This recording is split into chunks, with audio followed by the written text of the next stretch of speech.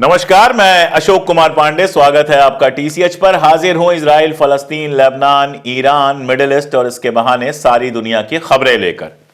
Syria में लगातार वार चल रही है। दोनों तरफ से दावे किए जा रहे हैं। सीरिया की गवर्नमेंट का कहना है कि वो लगातार जो विद्रोही हैं उनको पीछे धकेल रही है, जबकि रिबेल्स का कहना है कि उन्होंने कब्जा किया हुआ है। ये सारा कुछ कल भी मैंने डिस्कस किया था, आगे भी डिस्कस करता रहूंगा। लेकिन इन सबके बीच जो कहानी छूट जा रही है वो कहानी है गजा की।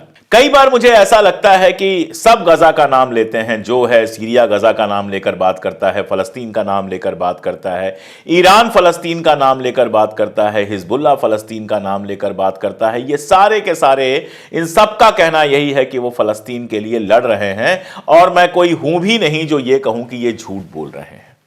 लेकिन कभी कभी ऐसा लगता है, खासतौर से पिछले 3-4 दिनों से जिस तरह से मैं गजा की खबरें पढ़ रहा हूं, गजा से जो अपडेट आ रही हैं वो इतनी डराने वाली हैं कि कई बार अपने मन में मैं ये सवाल पूछता हूं कि क्या गजा के लड़ाकों को, क्या गजा के लोगों को, क्या गजा की आवाम को, वहां के बच्चों को, औरतों को, बूढ़ों को उनके किस्मत के साथ अकेला छोड़ दिया गया है?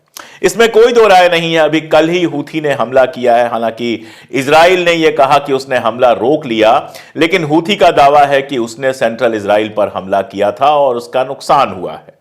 इराकी मिलिशिया का भी कहना है कि हिजबुल्लाह के साथ सीज फायर होने के बावजूद हम लड़ाई जारी रखेंगे, और हिजबुल्लाह का जो भी भाषण आता है, चाहे वो कासिम का आए या किसी और का बयान आए, उसमें गजा के साथ खड़े होने की बात लगातार आती है। और यह भी सच है कि बाइडेन ने हिजबुल्लाह के साथ समझौता होने के तुरंत बाद गजा के समझौते की बात की है। यह सब सच है, मैं किसी चीज को झुठला नहीं रहा हूं।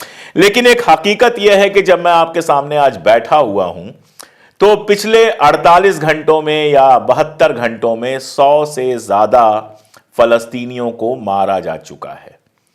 पूरी पूरी बिल्डिंग्स पर मिसाइलें गिरी हैं, और बिना कोई पहले से बताए हुए ये मिसाइलें गिरी हैं, और 100 से ज्यादा लोग मारे गए हैं, जिसमें औरतें, बच्चे, बूढ़े, मर्द सभी शामिल हैं।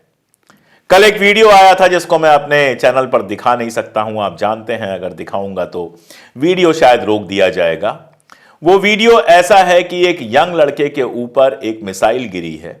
मिसाइल क्या, एक बम गिरा है, और वो एक ऐसा बम है जिससे ऐसा लग रहा है कि उसका जो बदन है, उसका जो शरीर है, वही बम बन गया है।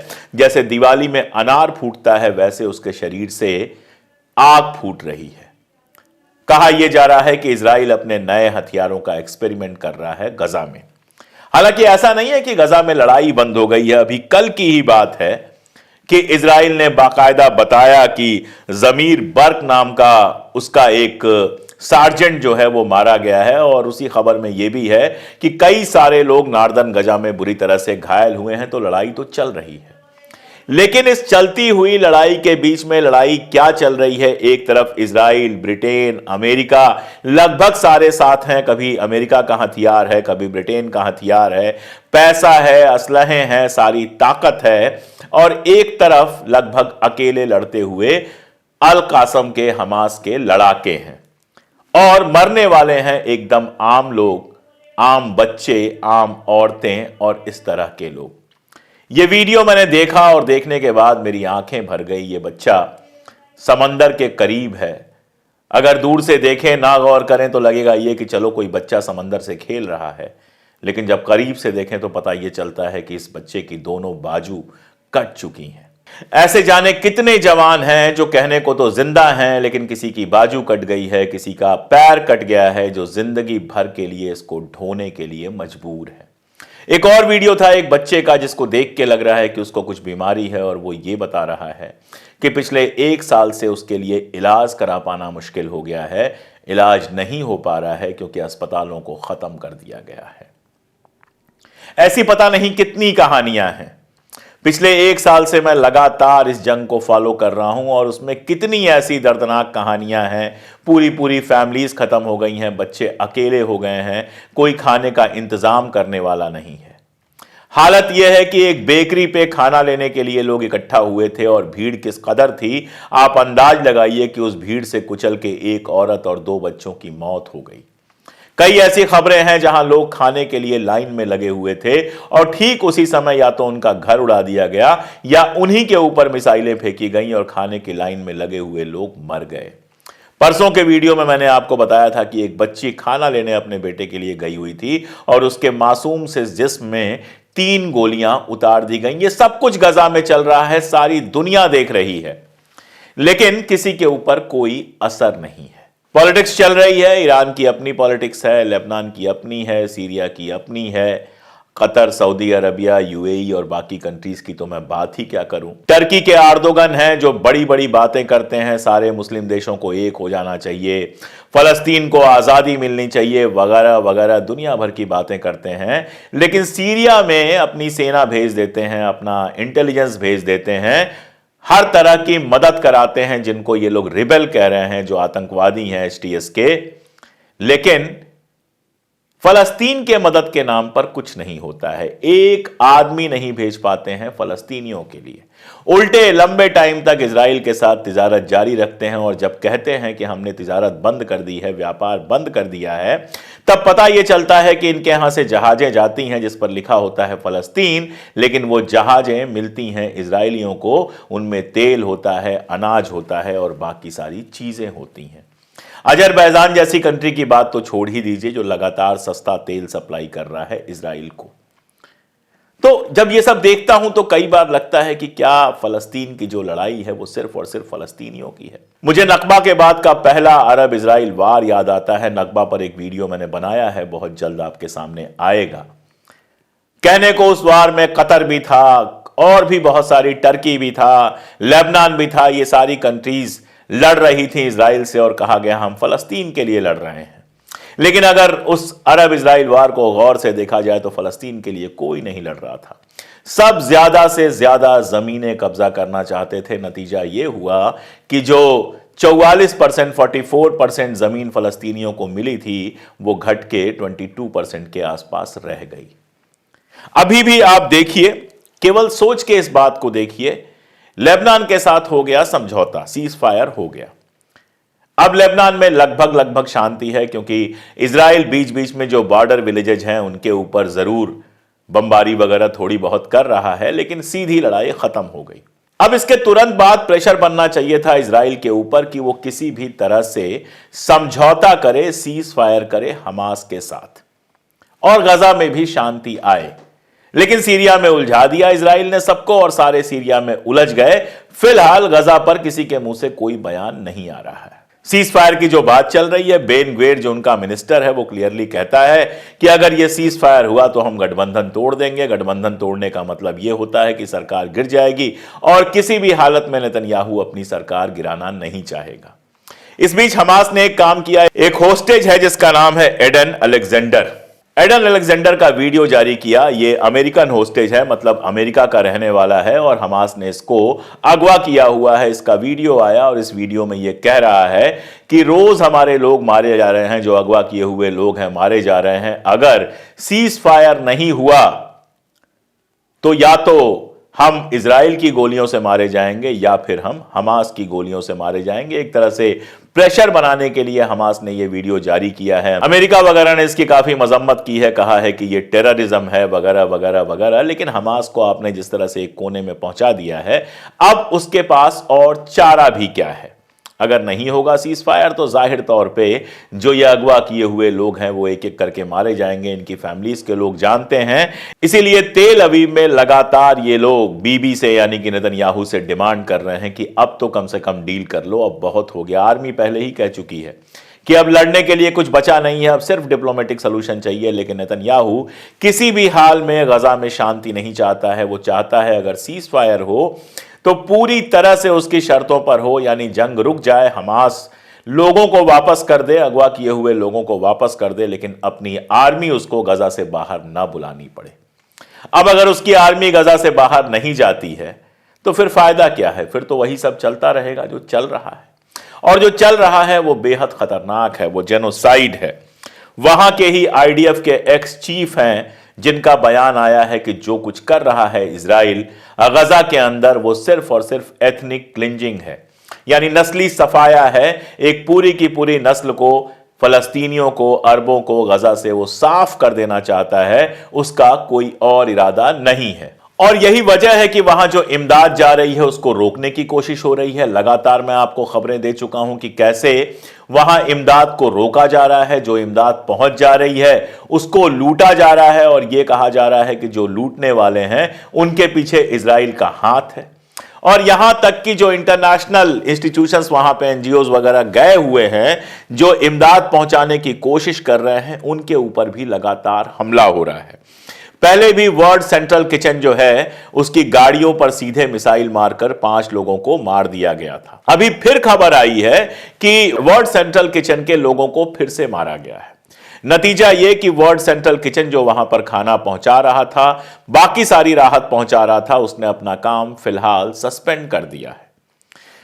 लेकिन वर्ल्ड सेंट्रल किचन के लोग मारे गए, अमेरिका, ब्रिटेन, फ्रांस वगैरह वगैरह के मुंह से कुछ नहीं निकला, एक लफ्ज नहीं निकला।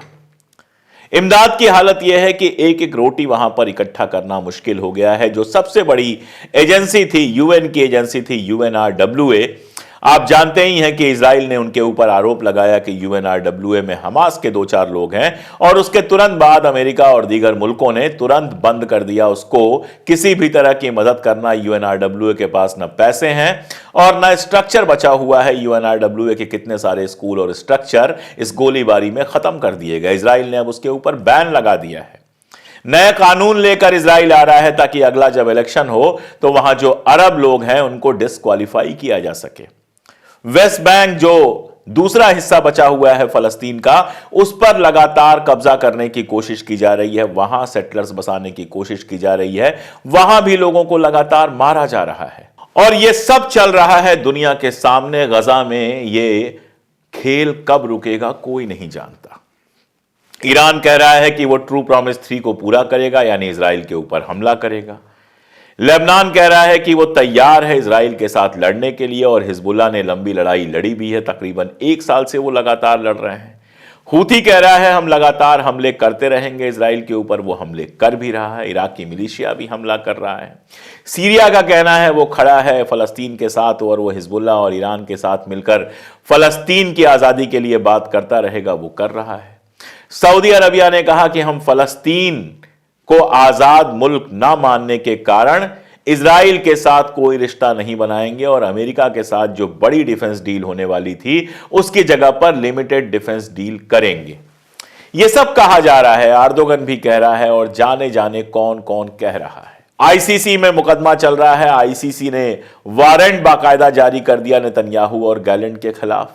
आईसीजे के अंदर मुकदमा चल रहा है जो साउथ अफ्रीका लेकर गया हुआ है। यह सब चल रहा है, लेकिन इन सब चलने के साथ साथ गजा में जारी है नरसंहार, जेनोसाइड, जो इजराइल लगातार चला रहा है। बाइडेन कहते हैं कि हम जंग रोकना चाहते हैं। बाइडेन की कल एक तस्वीर आई थी और बड़ी इंटरेस्टिंग तस्वीर थी। उसमें वो किसी बुक स्टोर से एक किताब लेकर निकल रहे थे। राशिद खलीदी की किताब है वो, हम लोगों ने भी पढ़ी है वो किताब। फलस्तीन के पिछले 100 वर्षों के इतिहास को समझने के लिए और इजराइल के जुल्म को समझने के लिए बेहद शानदार किताब है वो, जिसको लेकर बाइडेन निकल रहे थे। मेरी समझ में नहीं आता है कि अब क्या बाइडेन को पता चलेगा, अब बाइडेन पढ़ पाएंगे कि इजराइल ने फलस्तीन में क्या किया है। ये फोटो क्यों खिंचवाई गई मैं नहीं जानता हूं, लेकिन काश 5 साल पहले, 10 साल पहले पढ़ लिया होता और पढ़ के सच को तस्लीम कर लिया होता तो शायद गजा को आज इतना कुछ नहीं झेलना पड़ता। ट्रंप कहते हैं कि हम आकर सबसे पहले जंग रुकवाएंगे। ट्रंप कहते हैं कि मैंने नेतन्याहू को कहा कि कुर्सी पर मेरे बैठने से पहले जंग रुकवा दो, लेकिन वही ट्रंप अपने एडमिनिस्ट्रेशन में सिर्फ और सिर्फ उन लोगों को भरते हैं जो इजराइल के साथ हमेशा खड़े रहे हैं। अब वो लोग क्या करेंगे ये कोई ऐसी चीज नहीं है जिस पर सोचा जाए। सब जानते हैं वो वही करेंगे जो पहले से करते आए हैं। हालांकि पिछले अपने शासन में, पिछली बार जब पावर में था ट्रंप, तब उसने वेस्ट बैंक पर और गोलन हाइट्स पे इजराइल के कब्जे को सही बताया था, लेकिन इस बार उसने कहा कि वेस्ट बैंक में इजराइल के कब्जे को मैं सही नहीं मानता। लेकिन फिर भी मानना, न मानना और मदद करना 2 अलग अलग चीजें हैं। मानते तो बाइडेन साहब भी जेनोसाइड को सही नहीं है, लेकिन इजराइल की मदद करते रहते हैं और फिर कहते हैं कि इजराइल जो कर रहा है वो जेनोसाइड है ही नहीं। यूनाइटेड नेशंस में मीटिंग होती है, सिक्योरिटी काउंसिल बैठती है, सारे के सारे मुल्क कहते हैं कि सीज फायर होना चाहिए और अमेरिका हाथ खड़ा कर देता है कि नहीं, सीज फायर नहीं होगा। इसलिए सबसे बड़ी चिंता यह है कि ठीक है, सीरिया में वार चल रहा है, सीरिया के पास आर्मी है, हथियार है, रशिया की मदद है, ईरान की मदद है, यह सारा कुछ है, तो सीरिया का वार तो कहीं ना कहीं पहुंचेगा ही। ईरान भी एक मजबूत देश है, तो वो इजराइल का मुकाबला कर ही लेगा। हिजबुल्लाह ने इजराइल को पीछे हटने पर मजबूर किया ही, यह सब सच है। लेकिन इन सब के साथ एक सच ये है कि इन सब के बावजूद गजा में तबाही खत्म नहीं हुई है, गजा में इजराइल की शैतानी खत्म नहीं हुई है। इजराइल अब तक गजा के लोगों को लगातार मार रहा है। ये कब तक चलेगा? इसको रोकने के लिए सीधे सीधे कुछ क्यों नहीं किया जा रहा? ये सवाल आज भी पूछा जाएगा, और जब आज का इतिहास लिखा जाएगा तो भी ये सवाल पूछा जाएगा। ये सवाल अमेरिका के सामने होगा, ये सवाल यूनाइटेड नेशंस के सामने होगा, ये सवाल बर्तानिया के सामने होगा, फ्रांस के सामने होगा, कनाडा के सामने होगा, और साथ में सारे के सारे अरब शहंशाहों के सामने भी ये सवाल होगा, अरब हुक्मरानों के सामने भी ये सवाल होगा कि सब ठीक है, आपकी सारी बातें ठीक हैं, लेकिन 1 साल से ज्यादा वक्त से आप लगातार गजा में औरतों, बच्चों, बूढ़ों, नौजवानों सबको मारा जाता हुआ देख रहे हैं। लगातार आप मस्जिदों को शहीद होता हुआ देख रहे हैं। इसे रोकने के लिए आगे कब बढ़ेंगे? कब कहेंगे कि अब बस बहुत हो गया, अब इजराइल को यह करने की इजाजत नहीं दी जाएगी? ये सवाल आपके सामने है और इस सवाल का जवाब आपको देना पड़ेगा। आज के लिए इतना ही, बहुत शुक्रिया।